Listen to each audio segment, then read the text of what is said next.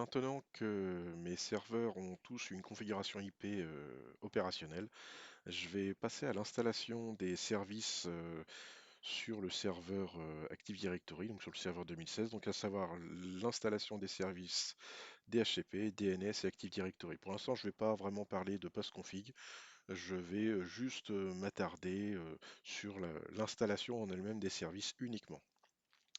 Donc, j'ouvre ma session sur mon serveur 2016.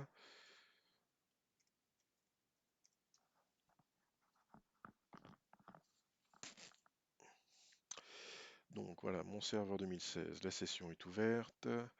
Je vais donc aller dans Gérer pour ajouter les rôles qui m'intéressent. Donc ça, je vais cocher parce que j'en ai pas besoin.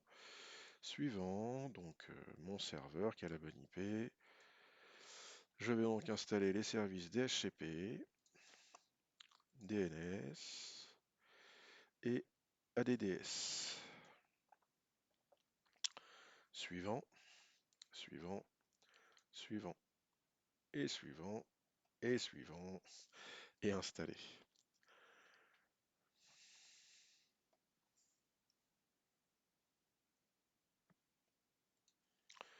Voilà, donc l'installation vient de se terminer. Donc j'ai un certain nombre de post-configurations à faire sur mon serveur.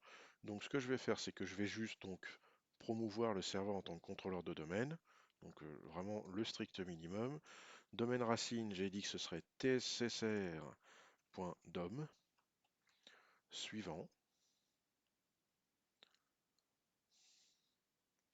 Donc ici, il mouline et il va me demander donc le mot de passe de restauration des services d'annuaire.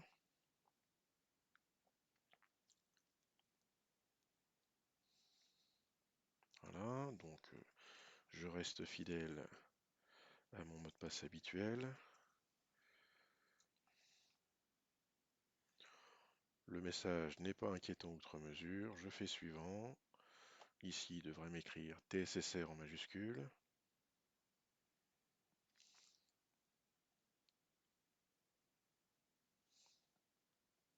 Suivant.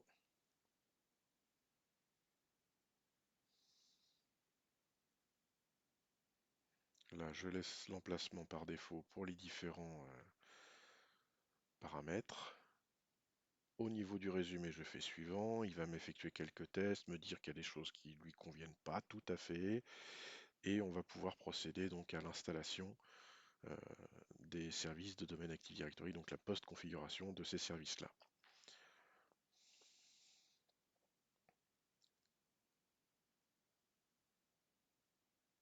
Voilà, donc là je fais installer. Et il y en a pour quelques minutes. L'installation vient à l'instant de se terminer, donc là je vais faire fermer ici et je vais manuellement redémarrer mon serveur. Comme ça ce sera fait. Voilà, bon, mais il redémarre plus vite que je ne l'aurais souhaité même.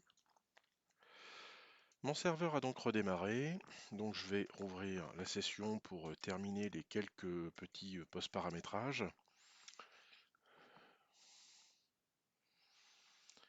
Donc je le laisse démarrer.